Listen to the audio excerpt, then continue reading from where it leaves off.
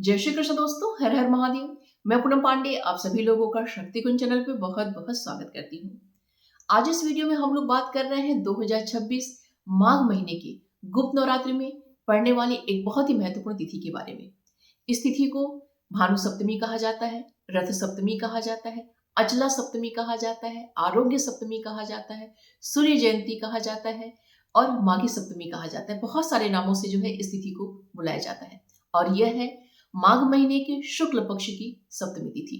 मान्यताओं के अनुसार माघ महीने के शुक्ल पक्ष की सप्तमी तिथि को भगवान सूर्य नारायण ने इस समस्त संसार को प्रकाशित किया था। तो इस तरीके से हम देखते हैं कि यह जो तिथि है वो भगवान सूर्य नारायण का जन्म दिवस है। इस दिन इनका जन्मोत्सव मनाया जाता है। हमारे सूर्य नारायण सभी ग्रहों के राजा माने जाते हैं। देखिए, हमारे जो पंचदेव हैं, पंचदेवों में हमारे सूर्य नारायण हैं, भगवान गणेश हैं, श्रीहरि नारायण हैं, महादेव हैं और जगदम्बा है। इष्ट हम सभी लोगों में किसी का भी हो, क्योंकि हर व्यक्ति का इष्ट एक ही नहीं हो सकता है। इष्ट कोई भी आपका हो, लेकिन हर व्यक्ति जो है सूर्य नारायण की उपासना अवश्य ही करता है और करना ही चाहिए, क्योंकि सूर्य नारायण ने इस समस्त संसार, जो सूर्य नारायण से ही ये जो समस्त संसार है, हर व्यक्ति जो है उनसे ऊर्जा ग्रहण करता है। तो ये हमारे पिता स्वरूप में माने जाते हैं। तो ये जो तिथि है हम सभी के लिए बहुत ही महत्वपूर्ण तिथि है। रथ सप्तमी का जो दिन होता है वो बहुत ही महत्वपूर्ण माना जाता है।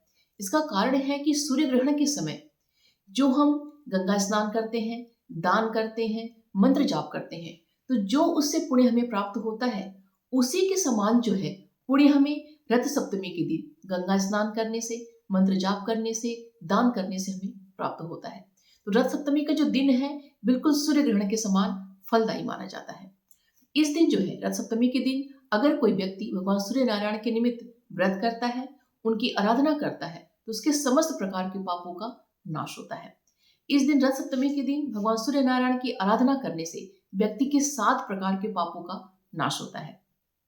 ज्ञात पाप, अज्ञात पाप, शाब्दिक पाप, शारीरिक पाप, मानसिक पाप, वर्तमान जन्म के पाप और पूर्व जन्म के पाप, ये जो 7 प्रकार के पाप हैं रथ सप्तमी के दिन गंगा स्नान करने से, भगवान सूर्य नारायण के निमित्त जो है पूजन अर्चन मंत्र जाप हवन आदि करने से नष्ट हो जाते हैं।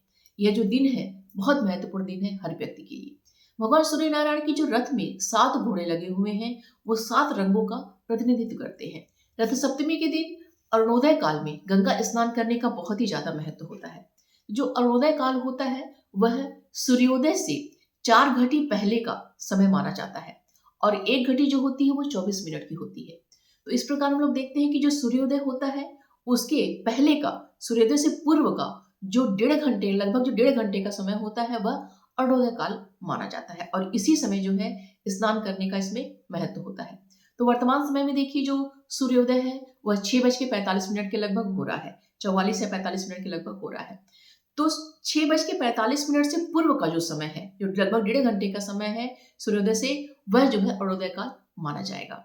तो अरुणोदय काल में जो है इस दिन गंगा स्नान करने से, अगर देखिए गंगा जाके आप स्नान नहीं कर पाते हैं तो आप घर पे ही जो है गंगा जल बना के आप उससे स्नान आप कर सकते हैं।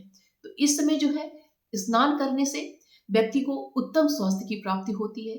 अगर उसको कोई भी जो है शारीरिक रोग उसके चल रहा है तो उन रोगों का नाश होता है। इसीलिए देखिए इस तिथि को आरोग्य सप्तमी भी कहा जाता है। निरोगिता को व्यक्ति प्राप्त करता है और जो आरोग्य हो जाता है उसके रोगों का नाश हो जाता है। तो आप सपोज कीजिए कि अगर कोई व्यक्ति बीमार चल रहा है तो अगर उससे पॉसिबल है कि वो जैसे गंगा स्नान नहीं कर पाता है, घर पे ही कर से स्नान कर सकता है अरुणोदय काल में, तो उस समय वो स्नान कर ले, उसके पश्चात सूर्य नारायण की बैठ के जो है उपासना आराधना कर ले।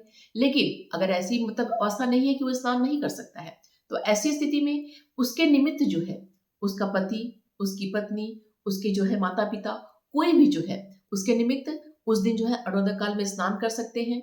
ठीक है, उसके निमित्त जो है भगवान सूर्य नारायण के निमित्त जो व्रत कर सकते हैं, उनकी पूजा आराधना करके उसका जो पुण्य है वह उस व्यक्ति को दान कर सकते हैं।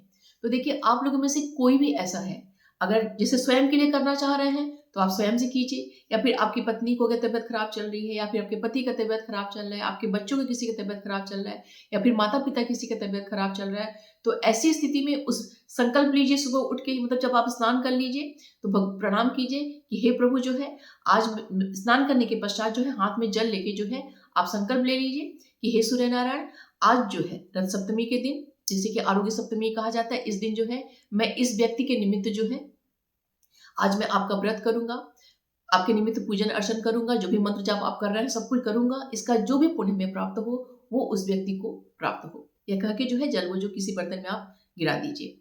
अगर आप गंगा स्नान कर रहे हैं तो गंगा में ही जल वो आप गिरा सकते हैं। तो इस तरीके से जो है आप कोई भी व्यक्ति भी कर सकता है, क्योंकि ये जो तिथि होती है वो आरोग्य सप्तमी के नाम से भी जानी जाती है। तो इस दिन निरोगता को अगर प्राप्त करना है तो आप कर सकते हैं इसको।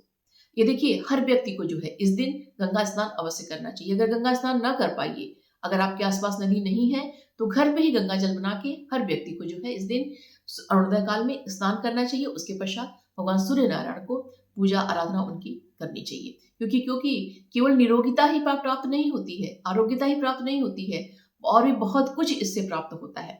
ठीक है, मान है, सम्मान है, प्रतिष्ठा है, धन है, संपदा है, क्योंकि सूर्य नारायण की आराधना करने से, उनकी उपासना करने से संसार की ऐसी कोई भी चीज नहीं है जो प्राप्त न की जा सके। देखिए जो सरकारी नौकरी की कामना करते हैं वो लोग भी जो है सूर्य नारायण की आराधना करते हैं, तभी उन्हें प्राप्त होती है। आप कोई भी जो है प्रशासनिक जो है क्षेत्र में आप कार्य कर रहे हैं, चाहे राजनीति के फील्ड में आप काम कर रहे हैं, किसी भी फील्ड में आपका, चाहे आपका व्यापार है, बिजनेस है, किसी फील्ड में आप कर रहे हैं, अगर उसमें सफलता आपको चाहिए, उसके विघ्न बाधा नाश करना है, तो आपको सूर्य उपासना अवश्य ही करनी चाहिए। आइए अब जानते हैं कि 2026 में रथ सप्तमी कब मनाई जाएगी। तो माघ महीने के शुक्ल पक्ष की सप्तमी तिथि का जो प्रारंभ है वह 24 जनवरी दिन शनिवार की रात्रि में 12:39 से हो रही है, और यह तिथि अगले दिन 25 जनवरी दिन रविवार को उदया तिथि में प्राप्त होगी, पूरे दिन रहेगी, और रात्रि में जाके 11:10 पे सप्तमी तिथि समाप्त हो जाएगी। उसके पश्चात अष्टमी तिथि प्रारंभ हो जाएगी। तो उदया तिथि के आधार पे यह रथ सप्तमी का जो पर्व है यह 25 जनवरी दिन रविवार को मनाई जाएगी। इस दिन देखिए 25 जनवरी दिन रविवार को देखिए ब्रह्म मुहूर्त से लेके दोपहर में 1:35 तक रवि योग रहेगा, और जब रवि योग समाप्त हो रहा है दोपहर में 1:35 पे, उसके पश्चात जो है सर्वार्थ सिद्धि योग प्रारंभ हो जाएगा, और ये सर्वार्थ सिद्धि योग दोपहर से लेके पूरे दिन में रहेगा और पूरी रात्रि रहेगा। इस दिन देखिए सिद्ध योग भी है और साध्य योग भी है। इस दिन सुबह से लेके दोपहर में 1:35 तक रेवती नक्षत्र रहेगा, और रेवती नक्षत्र जब समाप्त हो जाएगा उसके पश्चात जो है अश्विनी नक्षत्र प्रारंभ हो जाएगा। तो सब मिला के देखिए इस बार का जो हमारी भानु सप्तमी है ये बहुत ही महत्वपूर्ण जो है नक्षत्रों में, योगों में मनाई जा रही है, क्योंकि देखिए हमें रवि योग मिल रहा है, सर्वार्थ सिद्धि योग मिल रहा है, सिद्ध योग मिल रहा है, साध्य योग मिल रहा है, रेवती नक्षत्र है, अश्विनी नक्षत्र है, और सबसे महत्वपूर्ण दिन है कि इस दिन रविवार है। रविवार स्वयं जो है भगवान सूर्य नारायण का दिन माना जाता है। तो यह जो है इस बार की जो रथ सप्तमी है बहुत ही महत्वपूर्ण योगों में संपन्न हो रही है, इसलिए हर व्यक्ति जो है इस बार इसका लाभ उठाने का प्रयत्न करना चाहिए। इस दिन देखिए नर्मदा जयंती भी मनाई जाती है, जो माघ महीने के शुक्ल पक्ष की सप्तमी तिथि को नर्मदा जयंती भी मनाई जाती है। इस दिन नर्मदा नदी का जो है विशेष पूजन अर्चन किया जाता है। भगवान सूर्य नारायण का जो व्रत किया जाता है, तो बहुत सारे लोग जो है प्रत्येक रविवार का व्रत करते हैं। तो आप प्रत्येक रविवार का व्रत कर रहे हैं, फिर उनके निमित्त कोई भी अगर आप व्रत कर रहे हैं तो इस व्रत में जो है नमक खाना वर्जित होता है, इसमें मीठा फलहार किया जाता है। तो इसमें देखिए दिन भर जो है आप मीठा फलहार करके आप व्रत कीजिए। आप केवल जल पी के भी व्रत कर सकते हैं, और जब प्रदोष काल आता है तो उस समय जो है आप मीठा अन्न खा के जो है इस व्रत का पारण आप कर सकते हैं। तो इस तरीके से जो है ये व्रत किया जाता है। तो आप अपनी सुविधा अनुसार देख लीजिएगा कि कैसे आपको करना है, आप व्रत करके करना चाहते हैं या फिर जो है बिना व्रत के ही आप पूजन अर्चन करना चाहते हैं।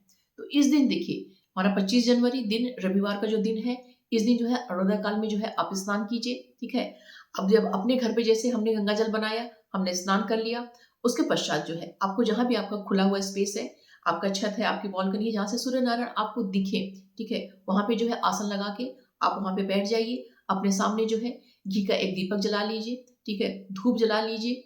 ठीक, उसके पश्चात जो है वहां पे आप आसन लगा के बैठ जाइए। एक सामने जो है अपने खाली पात्र भी रख लीजिएगा, और एक तांबे का लोटा लीजिए। तांबे के लोटे में जो है आप सबसे पहले गंगा जल डालिए, फिर उसमें जल भर लीजिए, उसमें थोड़ा सा अक्षत डाल लीजिए, कुमकुम या रोली डाल लीजिए, और एक लाल पुष्प डाल लीजिए। वो अपने बगल में रख के आप बैठ जाइए, दीपक जो है प्रज्वलित करके। आपको जो भी स्तोत्र पाठ करना है, जैसे कि आपको सहस्रनाम सूर्य सहस्रनाम पढ़ना है, तो देखिए सूर्य अगर सहस्रनाम पढ़ेंगे तो कम से कम 1 घंटा आपको लग जाएगा। तो वो पढ़ना है तो आप पढ़िए, जब सूर्य नारायण सामने दिख जाए तो उस समय उनको आप अर्घ्य प्रदान कीजिए। या फिर अगर जैसे सहस्रनाम नहीं पढ़ना है तो आप भगवान सूर्य नारायण के 108 नाम पढ़ सकते हैं, या फिर भगवान सूर्य नारायण के जो 12 नाम हैं, जो उनके 12 नाम बहुत ही महत्वपूर्ण हैं, तो उनका भी पाठ आप कर सकते हैं। इसके पश्चात जो है आप आदित्य हृदय स्तोत्र का आप पाठ कीजिए। तो कम से कम एक पाठ अवश्य करना है, और अगर 3 पाठ आप करते हैं तो सबसे उत्तम रहेगा। तो जो भी आपको स्तोत्र पाठ करना है, वहां बैठ के जो है अपना स्तोत्र पाठ कीजिए। और जब सूर्य नारायण आपके सामने जो है दिख जाए, तो उस समय जो है आप जिस खाली पात्र आपने लिया हुआ है, अपने आसन पे ही आप खड़े हो जाइए, और उसी जो है लोटे में सब कुछ आपने सामग्री डाल के रखी हुई है, भगवान सूर्य नारायण के जो है आप अर्घ प्रदान कीजिए। अर्घ प्रदान करने में देखिए, आप पूरा जो जल है एक बार भी जो है अर्घ प्रदान आप कर सकते हैं, या फिर जो है आप उसी जल को 3 बार में कर सकते हैं, उसी जल को जो है आप 5 बार में कर सकते हैं, उसी जल को आप 7 बार में कर सकते हैं। तो ये कैसे करना होता है, जैसे आपने खाली पात्र लिया, आपका ये जो लोटा है, आपने जल लिया, और जल भी देखिए देने का तरीका होता है कि हमारा जो हाथ जो है, अभी मैं ऊपर करूंगी तो मेरा हाथ बिल्कुल ऊपर चला जाएगा, तो आपका हाथ जैसे बहुत ही नॉर्मल ढंग से जैसे उठा के, जितना आपके ऊपर आपका हाथ हो सके, ठीक है, नॉर्मल ढंग से लोटा आप पकड़ सके, आपको सूर्य नारायण दिखते रहे, और अपना लोटा लेके जो है आप उनको अर्घ दीजिए। तो आपने जैसे एक बार अर्घ दिया थोड़ा सा खाली पात्र में, आप रुक गए, ठीक है, फिर आपने दूसरी बार जल दिया, ठीक है, फिर अगर आपको 3 बार देना है तो तीसरी बार में पूरा आप जो है जल आप दे दीजिए, और आपको 5 बार करना है तो आप जो है थोड़ा थोड़ा करके रुक रुक के 5 बार आप जल देंगे, और आखिरी बार में पूरा जल दे देंगे, ठीक है। तो इस तरीके से मतलब रोकना, मतलब लोटा में एक ही जल लेना होता है, लेकिन उसी को एक बार दिया, फिर रुक गए, फिर दोबारा दिया, फिर रुक गए, फिर तिबारा दिया, फिर रुक गए, इसी तरीके से जितनी बार आपको करना है इस तरीके से अर्घ दिया जाता है। तो उनको अर्घ दीजिए, और वहीं पे खड़े होके जो है भगवान सूर्य नारायण की 7 परिक्रमा जो है आप कीजिए। तो भगवान सूर्य नारायण की 7 परिक्रमा की जाती है, तो अगर आप 7 परिक्रमा न कर सके तो कम से कम 3 परिक्रमा अवश्य कीजिएगा, ठीक है। आपने जो है जो दीपक आपने जलाया हुआ है पाठ करने के लिए, तो वो तो आपका दीपक वहां जल रहा है, वो आपके जो पाठ निमित्त कर रहे हैं।